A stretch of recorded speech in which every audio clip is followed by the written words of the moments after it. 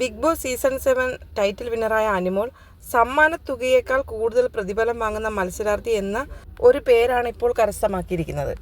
പുതിയ കാർ, കോടികൾ, കിരീടം. ബിഗ് ബോസ് മലയാളം സീസൺ 7 വിജയിക്കുള്ള ട്രോഫി നടി അനിമോൾ ഏറ്റുവാങ്ങിയതോടെ വാശിയോടെ മുന്നേറിയ ഒരു വലിയ റിയാലിറ്റി ഷോയുടെ തിരശ്ശീല വീണു.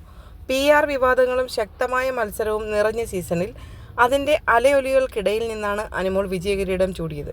കോമണർ എന്ന ടാഗോടെ ഹൗസിലെത്തിയ അനീഷ് 2ാം സ്ഥാനവും ഷാനവാസ് 3ാം സ്ഥാനവും കരസ്ഥമാക്കി. നെവിൻ 4ാമതും അക്ബർ 5ാം സ്ഥാനത്തും എത്തി.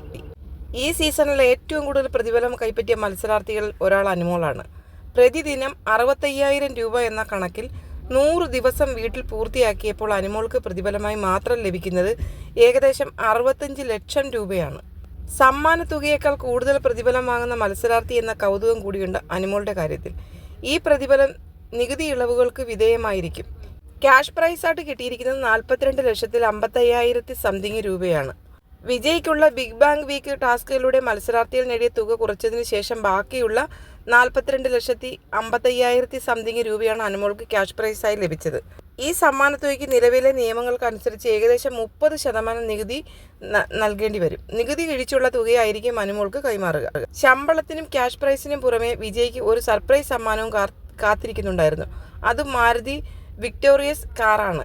ഈ കാറിൻ്റെ ഓൺ റോഡ് പ്രൈസ് ഏകദേശം 12 ലക്ഷം രൂപ മുതൽ 24 ലക്ഷം രൂപ വരെയാണ്.